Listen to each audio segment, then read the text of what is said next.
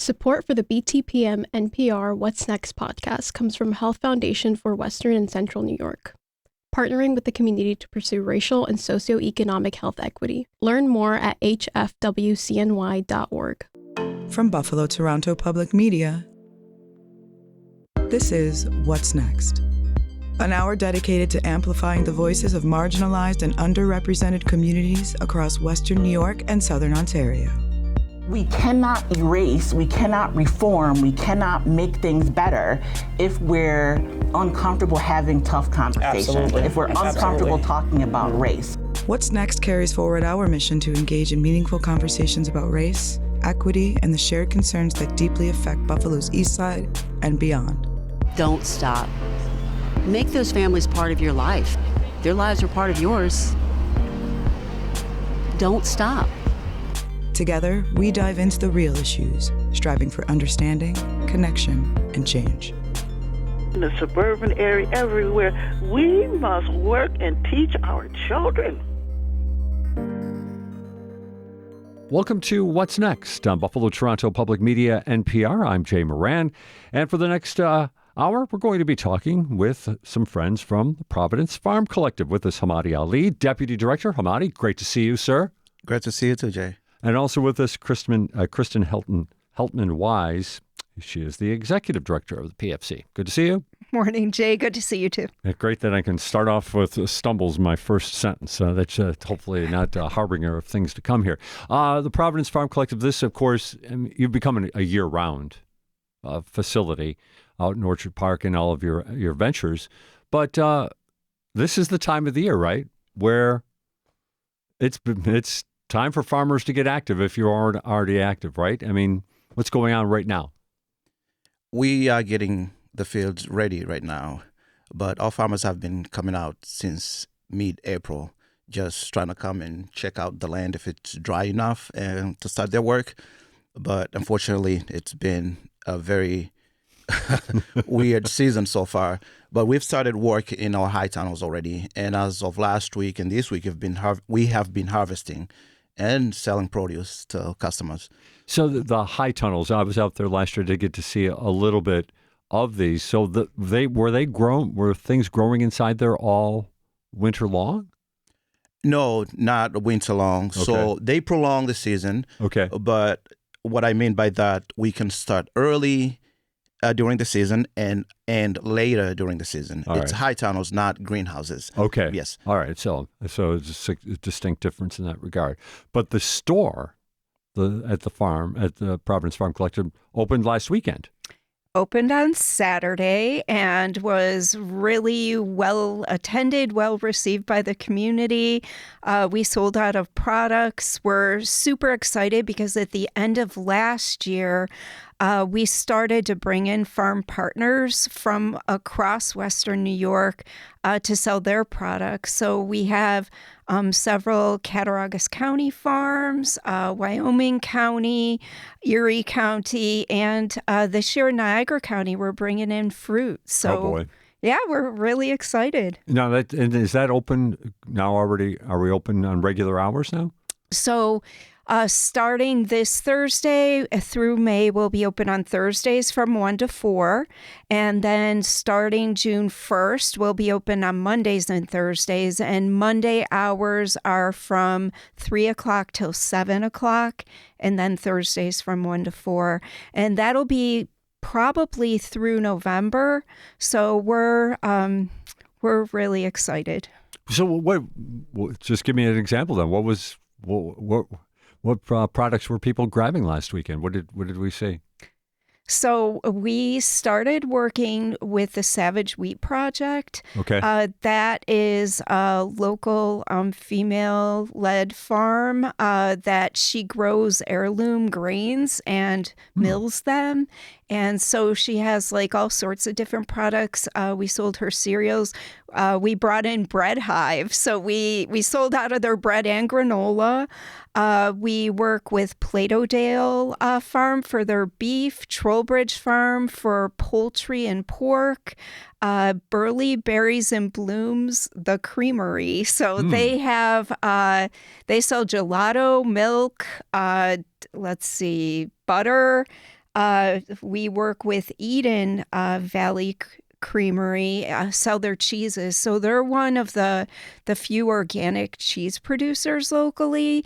So we sell their cheeses, but they also have like an offshoot that does maple syrup and eggs. So we also sell their products.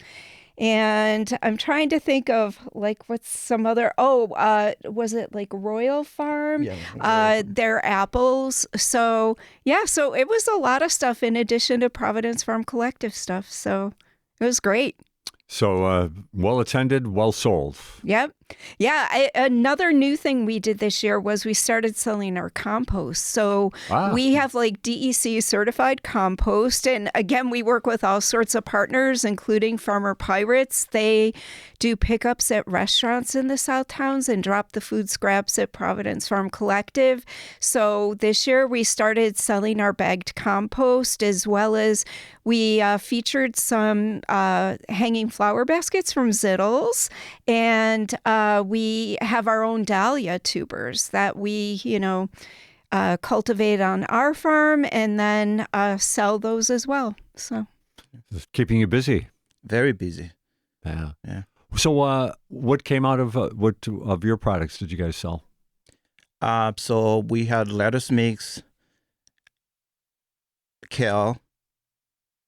All the healthy stuff. Yeah, all the healthy stuff. I guess it's all healthy, but yeah. And what impressed me the most, actually, in terms of attendance, there was this family that showed up at the market, and they're like, "Oh, we didn't know this was happening, but our daughter who lives in Durango, Colorado, called us and said that you have to go to this place because there's this event going on." I'm like, "Wow, all the way out from Durango, Colorado to here." So that was very impressive. I took that to heart. So I just mentioned it. Yeah. And, we should also mention, of course, you were on Burton Road in Orchard Park. But I have to admit, I've been out there more than once. And I think every time I've come out, I have made the wrong turn on Burton Road. So correct me while we're sitting here and for our listeners. Best way to get there. So you get off at Armored Duels Road off of the 219, and you can go left or right. If you end up going left, you would take a left onto Murphy Road and head down to Powers Road, take a left, and then a right onto Burton. But if you take a right onto Armored Duels, you take a right onto Chestnut Ridge, like you're heading up to the park. And you take a right onto Powers and then a left onto Burton. All right. Very good. Appreciate that. Yeah. I'm sure I'll forget it in the summer when I come out again. Anyway, so that's great. That's great to get off to a good start like that. Maybe just a little reflection then about where Providence Farm is right now compared to where you guys were when we started. And I know that you got the history and being in East Aurora for a while, but let's just talk about moving out to Orchard Park, how things have progressed for Providence Farm Collective since you've moved out to Burton Road. So I feel like it was a game changer. Moving there, we had a sense of agency, and I say we, like the entire community of farmer staff, where we felt it was ours and our home. And, within a couple of years, we had done that joint capital campaign with the Land Conservancy and bought the land and built the barn. And so exponentially, we were realizing the vision. I think what really has been incredibly wonderful about it all is the greater community we've built. And that includes over the last year, our community support has quadrupled just in the past year. Really? And that's from word of mouth. It's from networking. It's from really the sense of connection that people feel when they come out to the farm. They just feel like, oh God, this feels good. We feel a part of this. And I think I really appreciate that has happened. It has really been good for all of us. And I think all of us in Western New York, but definitely all of us at the farm. And do you want to say, add anything about that? Yeah, so a good thing about the Providence Farm Collective, it is a farm, but also it is a community. The farmers who come to farm there, they take pride in what they do. They bring their families, their young ones who never have never seen a farm before, or they just hear, oh, we come from a farming background. And when the parents bring their children and show them, like, this is how you grow things, this is where food comes from, the kids appreciate that. And the parents take pride in that, like, this is what we know, this is what have made us. And I've heard a parent talking to one of his daughters, like, when I came to this country, I ran away from nightmares, and when I got here, I seen things I've never seen in my life. But when I got to this farm, when I started growing things, that's how I felt my life was back to normal. So that's how important Providence Farm it is to the farmers. It's not just something, it's not just a farm. It is a community. It's a place where people take pride, come bring their families and teach their kids, how to grow food. We are talking with two folks from the Providence Farm Collective. With us, Kristen Heltman-Weiss, the executive director. The deputy director is Hamadi Ali. And I'm glad you brought that up, because I now know a lot about the Providence Farm Collective. And to your point, Kristen, it sounds like more and more people are finding out about it on an almost daily basis. But at the same time, we should review exactly what goes on at Providence Farm. And you touched upon it, Hamadi. People who were not born in the United States, for the most part, many of whom are refugees who have moved here, many of whom I believe are from Africa initially, are out there. But let's talk about the nationalities somebody might see because there's going to be a lot of planting already going on, probably a little bit, but a lot in the next couple of weeks. Who's going to be out in that farmland? Where are they from? Yeah, I like to say that it's the entire world. Yeah. You have, of course, the Somali Bantus, where I come from. You have Ethiopians, you have Bengalis, you have Vietnamese, you have Burmese, and most recently there was an applicant, I believe she was from Afghanistan. Yeah. Oh, so okay. It's all over the place. Sure. Yeah. And it does bring a special quality to it as well. I mean, you talk about the community and the kind of sense that's there, but having so many different cultures on hand, I think also enhances things, wouldn't you say? Yeah, I think what is celebrated most is like our ability to be able to sit down and have conversations across all these different like cultural and linguistic divides. But really, in the end, we find there's a lot we have in common. We have the shared vision of what this farm is. We have a shared vision of the Western New York we all want to live in. And I say that like we're very committed together to do that. It doesn't mean there aren't disagreements or that people don't, share different points of views. But I think there's this openness to listen and to understand. And I really appreciate that about our community. I think it's actually a culture that we've all built together out there.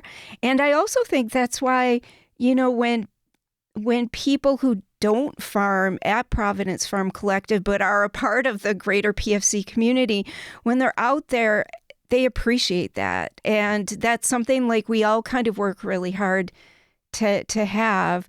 And I think I also really appreciate that when you kind of take the time to not say, that concerted effort to not say no right away, we can't do something, or like, you're asking me to do something. When you just listen and you respond with that question of, well, how do you see that working? Or what's behind that? You learn so much more. And I think that that's something that I really appreciate our community takes the time to do. You want to expand on that a little bit? That's an interesting point, because when you say the ability to do things, my in-laws were dairy farmers, so I know that sense that, yeah, we can figure that out. It's whether or not we really want to do it. And that's another question. But I'm wondering if you want to expand on that idea that of people working together and finding different ways of getting it done.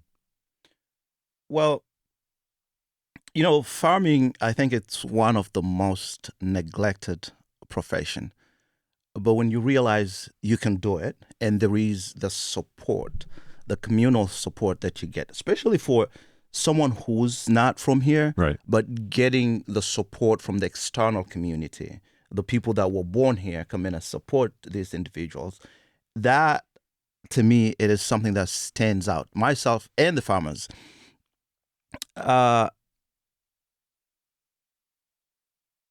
It is very hard to someone who is not from here to navigate the system. Right. But getting people, say, our executive director, Kristen herself, and the larger community coming in support and like, we are standing behind you. This can be done. You can do this. And we're here for you. I think we, and what I mean by we, the farmers, take that as a very encouraging thing. It makes us do more, to be there, to dedicate also. We had the dedication, but to just stand more like, okay, we can do this. It can be done. What's the acreage out at the Burton Road Farm? 37 acres of land. Okay. Out of land right now. You're out of land right Yes. now. Yeah, we're actually leasing 5 acres from Cornell Cooperative Extension, who are right next to us. Okay. Because we are trying to find pathways for the graduates of our incubator farm program to launch. And we've successfully launched one person so far. He's on an urban farm in the city of Buffalo. Okay. And we have 3 farmers who are trialing this year, like a partnership.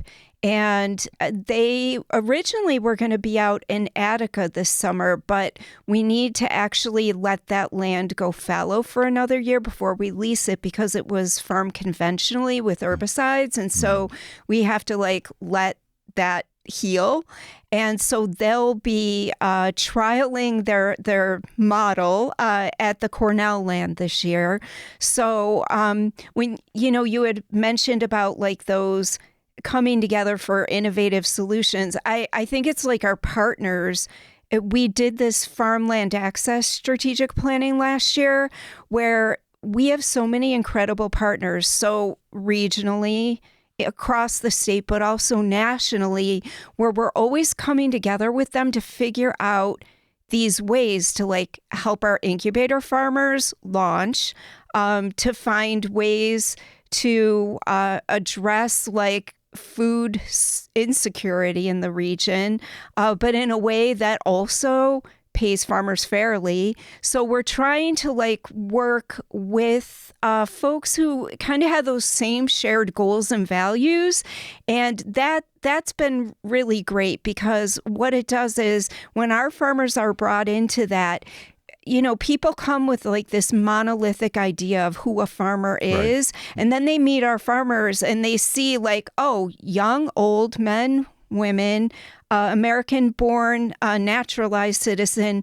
And so it actually dispels that, right? And you figure out, we've got to figure out a lot of different ways to do this. So what was cool about that strategic plan is we identified that actually our education program needs to grow from like a 3-year to a 5-year plus a year 0 practicum. And so that's something that we're working, to launch. We are the only incubator farm program in the region, and that's a really important thing that we're doing. So really building those partnerships, and Hamadi is like really doing a lot of work in this area of the networking. He's on the Farm Bureau Board of Directors for Erie County, and also just, working with national partners to help connect our farmers to the resources they need. Is it simple but accurate to say that there aren't enough farmers in Western New York, or we can project That there will not be enough as maybe another generation passes? What do you say? If the current trend continues, I think there won't be enough farmers. Wow. Because farmers are retiring, and some of them, their kids don't want to go into farming. So what needs to be done? It is allowing these new entry farmers to be able to be, to become farmers. And if that's not happening, then it's going to be less farmers than having, more people becoming more farmers. Are some of the individuals that are out there that are growing their own, are they, I mean, how many, I guess, people are thinking, I can do this on the small portion of this, the 30 plus acres out here in Orchard Park? How many are thinking about, I wouldn't mind doing this, whether it's an urban farm or perhaps maybe an Attica or wherever the case may be? Is there that kind of conversation going on? I can do this. I think I can do this. Is that an ample conversation that you're hearing, or is that not so much? In terms of I can do this, a lot of the farmers, they're able to do it. Okay. What is difficult, it's land access. Right. So accessing land, capital. It is very difficult. I keep going back to someone who was born here and someone who wasn't born here. It is difficult for someone who understands English to read some of the contracts involved in land and capital, let alone somebody who doesn't speak English. So our farmers are like, we want to farm, but also when it comes to the issue of land access, it is difficult. And Kristen mentioned that I joined the Farm Bureau, and one of the reasons is to connect the farmers with the rural communities where, rural communities and these immigrant farmers come to, know one another, understand each other. And also PFC, helping these farmers navigate, the nuances of accessing capital, accessing land. So yes, the farmers want to do it, but when it comes to what it's involved in getting the land, a lot of them stand behind it like, okay, I need someone to navigate this for me. And That's where PFC comes in. Yeah, but it's doable. And one of the things that happened very recently was there was this increasing access to land and capital USDA grant. And that was, I think it was 3 years ago this grant was released. And the Somali Bantu Community Farm had partnered with Agrarian Trust to apply for that grant, and they received it, except it was terminated last week. And the really, alarming part of that for Western New York is that there is a retiring farmer out in Alden, New York, on a 78-acre farm who has been sitting on this land for a couple years waiting for this grant to be finalized. And that land was going to go to the Somali Bantu, so it would be this transition of a farm to a new generation of farmers protected and continuing as farmland, and it's ended. And so this poor man, doesn't have a plan right now. The Somali Bantu, who have been looking over 20 years for their own farm, are again cut off from that opportunity. And I just think that really does impact us all in this region, because having the ability regionally to be self-sufficient in food production is really important to our security. So we are not being mindful about transitioning farmland, building that new generation of farmers, and making this transition happen. And just to be clear, 78 acres of land that is currently farmed and ready to go. Yes. Is becoming more and more rare, correct? It's becoming more and more rare, and now it's again at threat of being developed, right? Purchased and being developed, because it's more expensive anyhow. And I think of our land on Burton Road, $507,000 5 years ago for that land. It's more than, probably doubled in its value just because of where it's located in Orchard Park. And that is happening across the country. I mean, it's not just here. Got a lot to talk about with the Providence Farm Collective this morning on What's Next. With us, Kristen Heltman-Weiss and also Hamadi Ali. We'll take a short break. We'll come back with more. This is What's Next on Buffalo Toronto Public Media, NPR.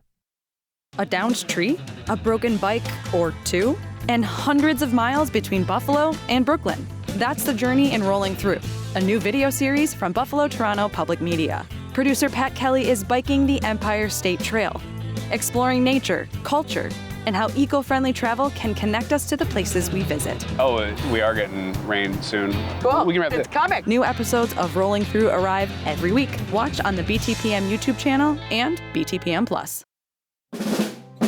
Calling all high school students in grades 9 through 12 in Western New York and Southern Ontario. BTPM is inviting you to participate in Unfinished Revolutions, New Perspectives, New Voices, an essay contest about the American Revolution and the unfinished revolutions shaping society today, like people who work tirelessly to make liberty, freedom, and democracy real for everyone. The deadline to enter is May 15th. Visit btpm.org/American-Revolution to enter your essay and share your voice today. Public media starts here, in our neighborhoods, our schools, our city halls, where decisions meet real life. BTPM NPR's local reporters are asking the questions that matter, listening to the people affected, and explaining what it all means for our region. There's a lot of poor record keeping. There are records that lists that don't reconcile with other lists. There's a lot of gasoline that's being used that isn't properly accounted for. And there are a lot of people with take-home vehicles. That's Erie County Comptroller Kevin Hardwick. He's outlining just a few of the issues his office found when conducting an audit of the county's vehicle fleet. From paper trails to public impact, this is journalism that stays with the story and with the community it serves. Buffalo Toronto Public Media, NPR, produces journalism with depth, care, and purpose. This is public media. You're listening to What's Next, our place to discuss the important issues facing the communities of Western New York and Southern Ontario. We want to hear from you. Click on the Talk to Us option in the BTPM app, and we'll work to get your questions or comments on the air. Do you have a story or concern we should be addressing?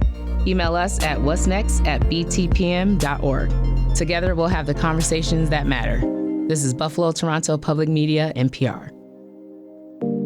And welcome back to What's Next. I'm Jay Moran. Glad to have you along with us today. We're talking with two members of the Providence Farm Collective, their Deputy Director, Hamadi Ali, and their Executive Director, Kristen Heltman-Weiss. All right, so the Providence Farm Collective recently awarded a grant just shy of $200,000 from the New York State Department of Environmental Conservation. Congratulations, I guess, first and foremost, but Thank you. Tell us about what this means. So this is a grant that supports our community farms program. So our two big programs are the Incubator Farm Program and Community Farms Program. And what it supports is we have 204 people last year farmed at Providence Farm Collective. Wow. And of those, about 21 were incubator farmers. The rest, volunteers on our community farms. So those are folks who live in the city of Buffalo, both the west and east sides of the city. They drive out to grow on their community farms, and that food is brought back to the city, or sometimes it's shared through Providence Farm Collective's aggregation program with food pantries in like Colden, Hamburg, Orchard Park, Cheektowaga. So kind of all over this food reaches. And this grant is actually a great opportunity because historically it was primarily for urban farmers, urban farms. And so it's kind of an expansion of that idea that you can have urban farmers who farm in more rural or suburban areas, bigger plots of land to increase food access. And to me, that's a really big step because what's always been a challenge of Providence Farm Collective is we are located in a pretty well-off community of, Orchard Park. But our farmers come from poorer communities, low-income communities in the city of Buffalo. And so we will often get from elected officials who visit, yeah, these are my constituents, but not my district, or this is my district, but not my constituents. And I feel like this is actually the first grant opportunity where, it's a government grant where folks are kind of saying, yeah, you're both, So that's a really important discernment, I think. So, do you want to talk a little bit about community farms and like their impact?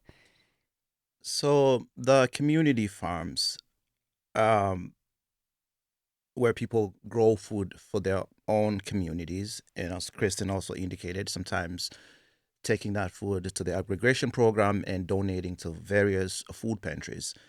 Before I became the deputy director, I was the markets manager, where I directly worked in these food pantries.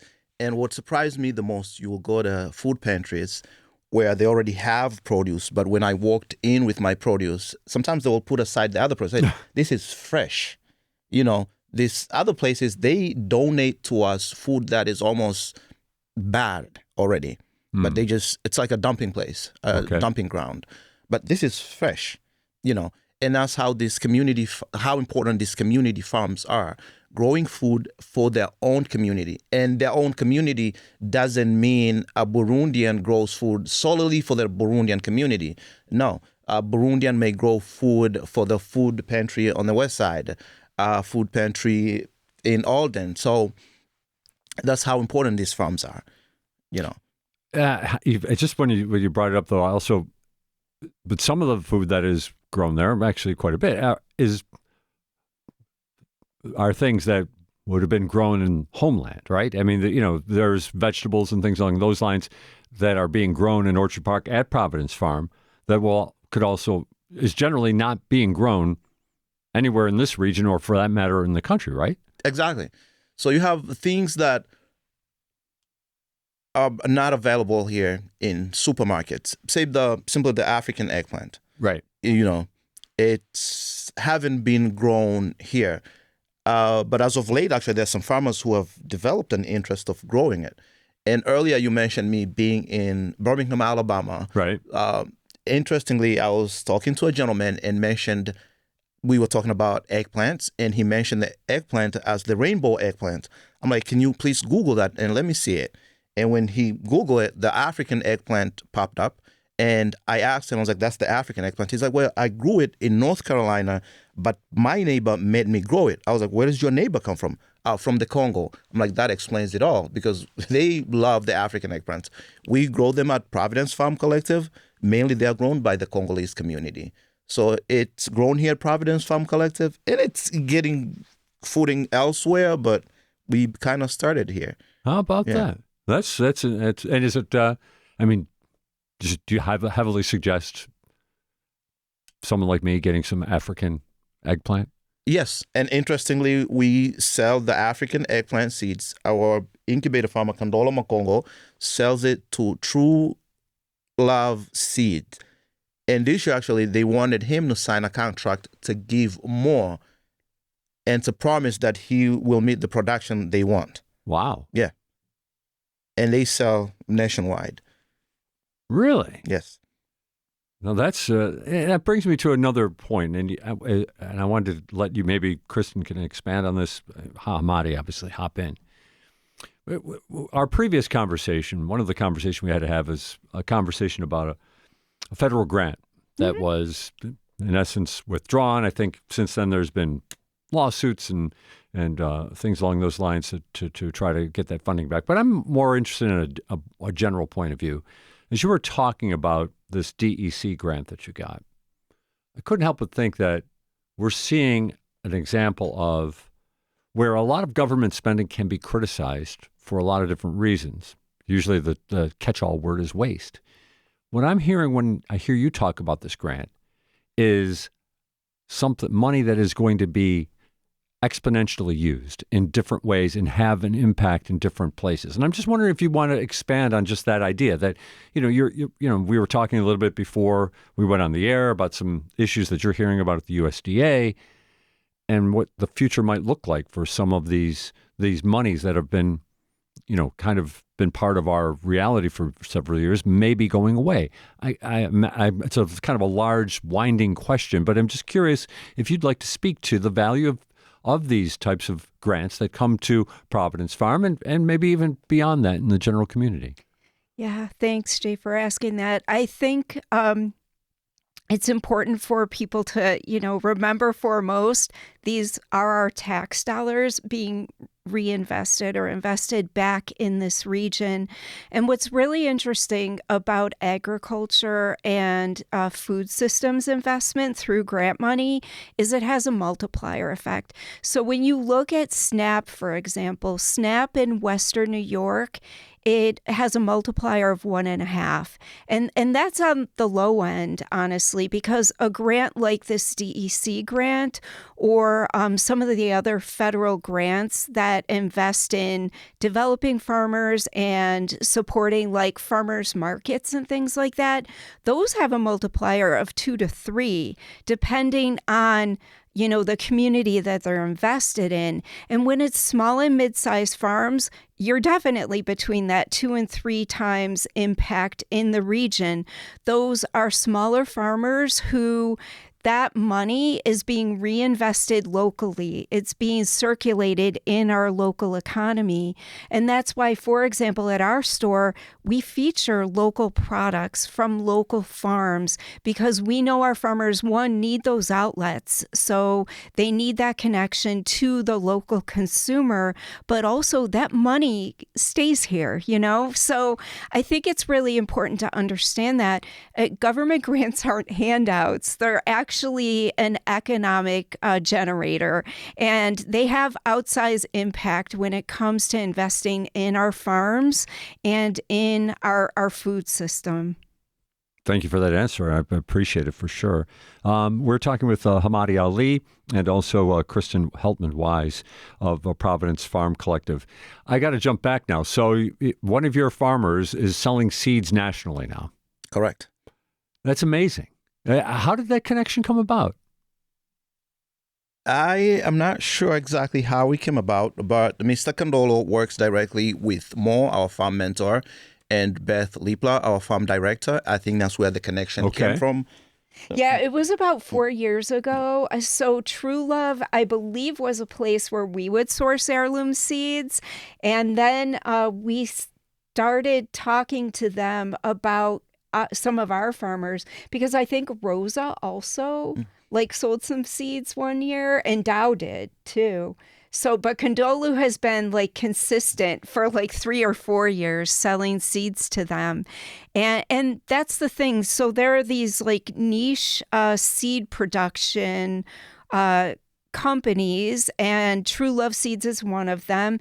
And again, they're smaller, but what they're committed to is protecting biodiversity, right? So it's selling these traditional seeds that aren't treated with, different kinds of pesticides, herbicides, whatever. And they're sold across the country, which is really great. And it's important. And how good does it taste? The African eggplant? Yeah. It's pretty good. Yeah? As long as you know how to make it. It have this bitterness, but it has a lot of medicinal purposes too. Really? From what I heard, it's good for high blood pressure. Okay. And also diabetes. Some of the farmers eat them raw. I can't because of the bitterness. Okay. But I've seen people eat them and they're like, it's medicine. It's not just food. It actually helps me with my, manage my blood pressure, manage my diabetes. So yes. What's your favorite produce that's grown out on the community farms? My favorite produce, salad mix. I grow a lot. My wife farms there, and I've developed this, sense of being very close to salad mix. I tend to take good care of it because I eat my salads, and also I just like growing it. Okay. Yeah. All right. So it's favorite both not only as food, but also I don't know, I have this connection to it. Okay. Yes. Yeah. So you're still doing lots of farming on your own besides your duties as deputy director? Yes, I do. Yeah? Mm-hmm. How much are you going to be growing? How much? Yeah. Gosh. I would say a lot. A lot. Okay. Yeah. All right. I don't know exactly how the amount, but I will grow a lot of salad mix this year. Okay. Yeah. All right. Because when you say, you use the term like a lot, I think Hamadi, you're developing a politician's element here for a guy who wasn't born in the United States. We're going to take one more time out. We're going to come back and finish up our conversation with Providence Farm Collective. With us, Hamadi Ali, Kristen Heltman-Weiss. This is What's Next on Buffalo Toronto Public Media, NPR. What is BTPM Plus? It's an evolution of Buffalo Toronto Public Media that brings you the best of PBS, where you can watch your favorite programs live and dig into collections curated just for you. And here's the best part. When you stream BTPM Plus, you're not just watching, you're supporting your local public media station, the journalism, the arts, and the storytelling that keeps our community connected. Visit btpm.org/plus today. Stream smarter, stream local. Buffalo Toronto Public Media brings our community together with programs that inspire, inform, and entertain. Enjoy trusted news, local performances, educational resources, and cultural treasures all in one place. It's more than media. It's a connection to the world around you. Discover what Buffalo Toronto Public Media offers at btpm.org. This is public media. You're listening to What's Next, our place to discuss the important issues facing the communities of Western New York and Southern Ontario. We want to hear from you. Click on the Talk to Us option in the BTPM app, and we'll work to get your questions or comments on the air. Do you have a story or concern we should be addressing? Email us at what'snext@btpm.org. Together, we'll have the conversations that matter. This is Buffalo Toronto Public Media, NPR. And welcome back to What's Next on Buffalo Toronto Public Media. I'm Jay Moran. We're talking with two members of the Providence Farm Collective, their executive director, Kristen Heltman-Weiss, and their deputy director, Hamadi Ali. Hamadi couldn't record with us last week because he was in Birmingham, Alabama. First time ever? Yes. So I was attending the Distressed Borrowers Assistance Network, which is organized by Farm Aid, FLAG. It is an acronym. I can't really spell it. That's okay. And RAFI, also an acronym, which I forgot what it stands for. But they work with small to medium-sized farmers who have borrowed and now, as the title goes, distressed, and see how they can help them, navigate, the system, if you will. Actually, FLAG is one of the organizations that represents one of our cases. When we got terminated with the BFRDP grant, right? I think FLAG reached out and we started working with them, representing us in court. So what did you learn? I guess first question, how many people would you say, I'll let you describe yourself, how many people like Hamadi Ali did you meet in Birmingham? So I am an immigrant here, also Black, and at the conference I met one person who was born outside of the country, from Sudan. Okay. And myself and Mohammed Berwa, we call him Mo, also from Providence Farm Collective. But to my surprise, there were about 7 other people of color who were ranchers, mainly from the South. And that kind of caught me off guard because I'm not used to many farmers of color. Right. Yes. Right. So in that regard, definitely a learning experience just in that element of it as well. What do you take from a conference like that? Looking forward and looking to what you have to do as deputy director and looking at the future for Providence Farm Collective, do you take something, a spirit from a conference like that? Yeah, so our farmers here, when we take them to places, sometimes they stand out. When I went there, I'm like, oh, it doesn't have to be like that. Actually, there is that connection. There are, farming is for everybody. Doesn't know anybody's color. If you want to become a farmer, you can become a farmer. And also, what I got, it's navigating the system both legally and financially, because sometimes you need legal presentation, and it costs a lot to have someone to present you in court. But there are people who actually dedicate their time to represent these small farmers in court if they can afford to pay the big legal fees. And also there are so many programs that exist for smaller farms to, either navigate how to get finance and how they can finance their farms. But it takes a lot. I learned these things, and I'm willing to learn more so I can, help our farmers at Providence Farm Collective, if that makes sense. It makes total sense. Yeah. Definitely. So planting is going to be going on in the coming weeks here. How busy is it going to be? It's going to be a really busy year because we also are leasing those 5 acres next door as well. So we anticipate a really busy year. We have a lot of projects coming up this year. Hamadi and I on May 31st traveled to Washington, D.C. I was invited to be a panelist at the Food is Medicine conference.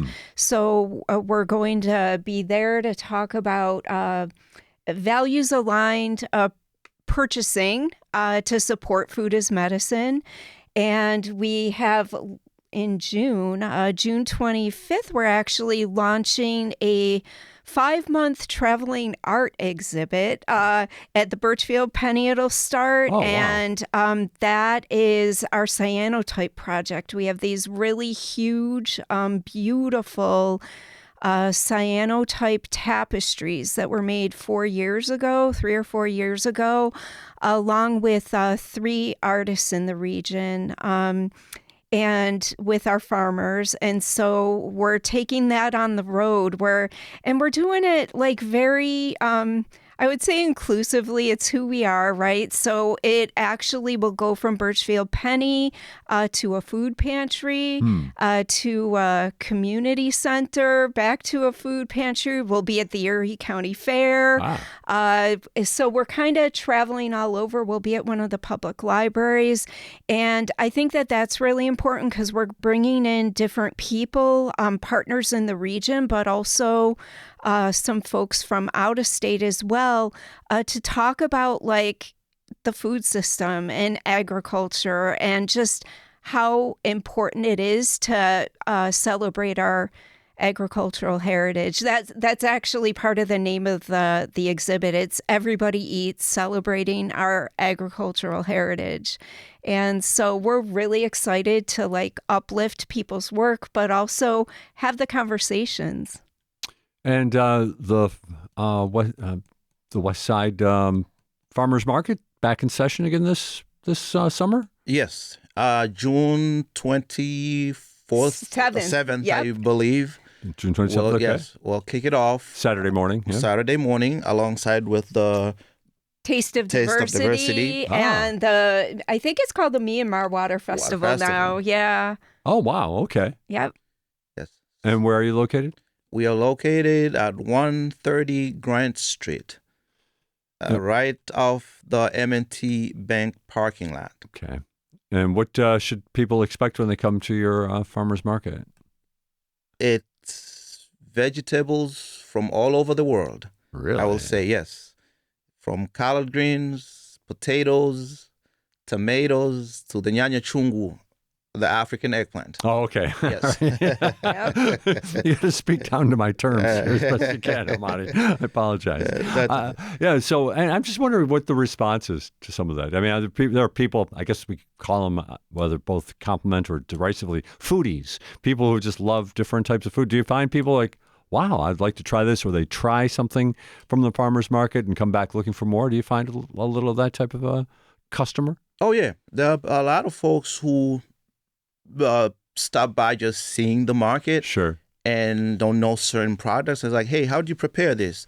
And kind of tell them, and they'll take it. You see them coming back next week, like, oh, it is delicious. I want more of it.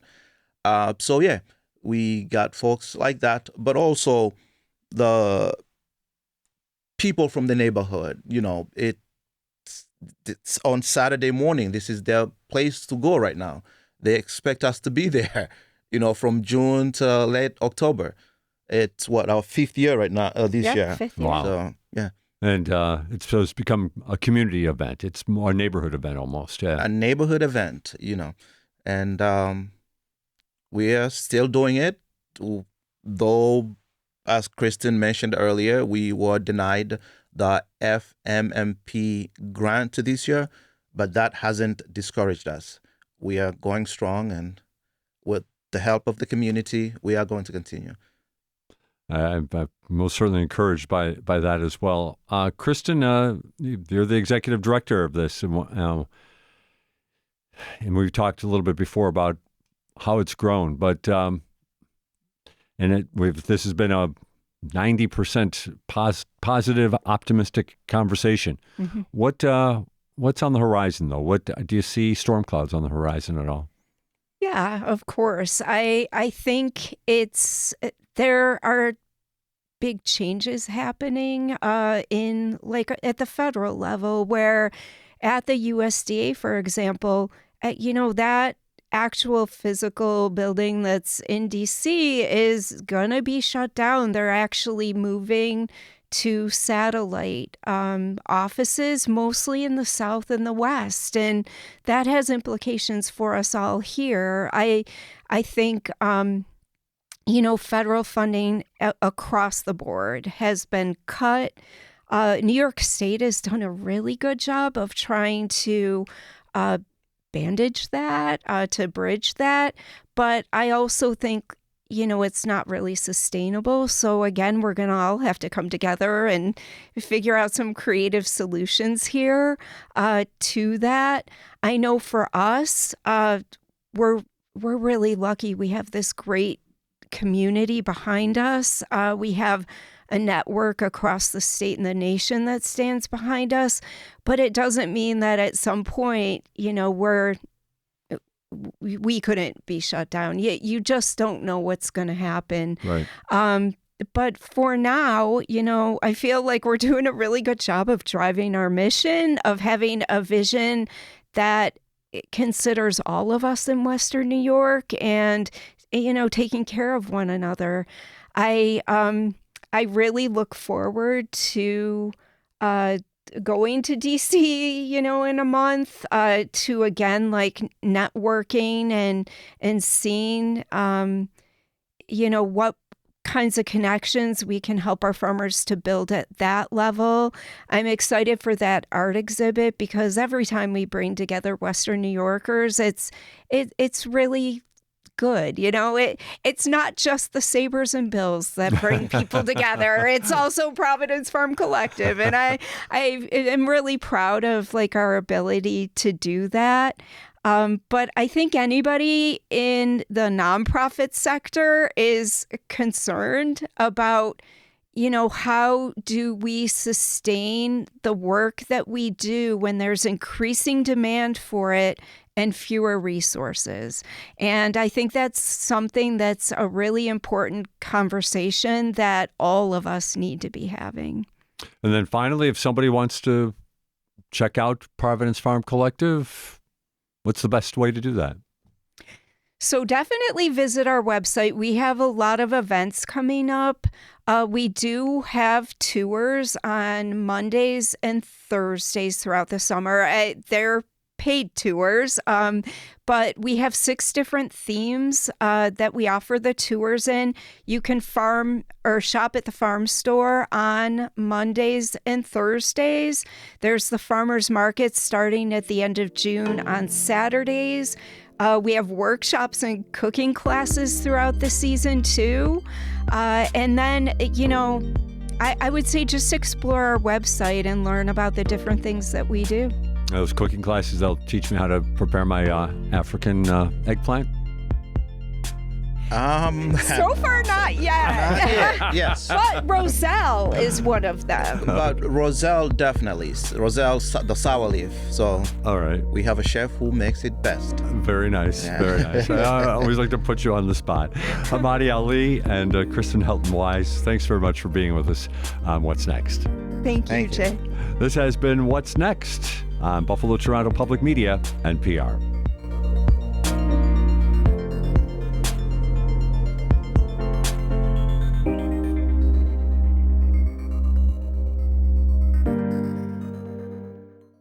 Support for the BTPM NPR What's Next podcast comes from Health Foundation for Western and Central New York, partnering with the community to pursue racial and socioeconomic health equity. Learn more at hfwcny.org.